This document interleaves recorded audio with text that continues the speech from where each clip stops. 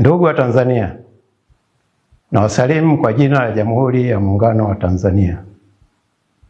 Kazi na utu. Naitwa Luteni Kanali Sylvester Morris Mangule, Mkurugenzi wa habari na uhusiano wa Jeshi la Ulinzi la Wananchi wa Tanzania.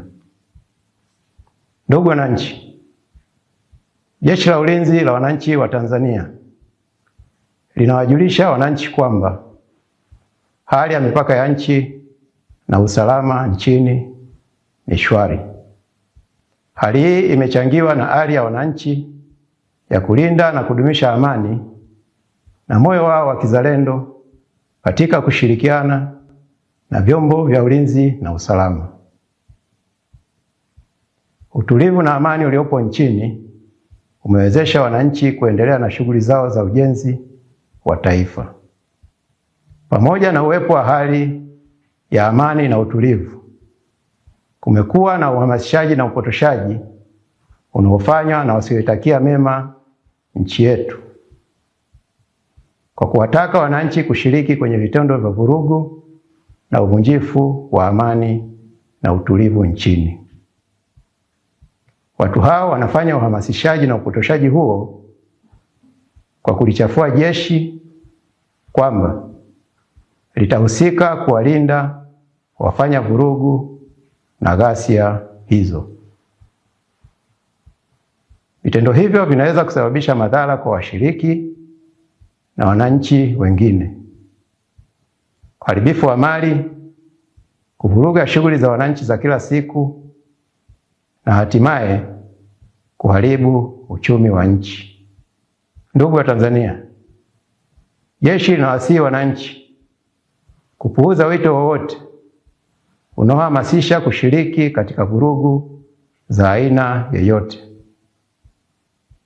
Pia linawataka kutoshiriki katika vurugu na uvunjifu wa amani, bali waendelee na shughuli zao za kila siku za ujenzi wa taifa bila hofu yoyote.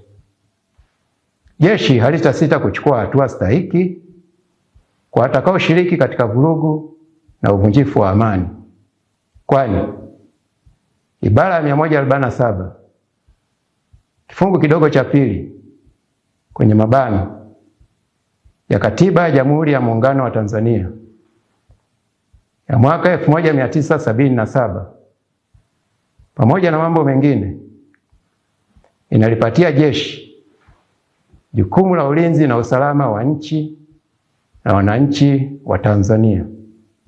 Aidha, jeshi limepewa mamlaka ya kisheria kusaidia mamlaka za kiraia pale kunapotokea vurugu, ghasia na uvunjifu wa amani nchini kwa mujibu wa kifungu cha 22 cha Sheria ya Ulinzi wa Taifa sura ya 192.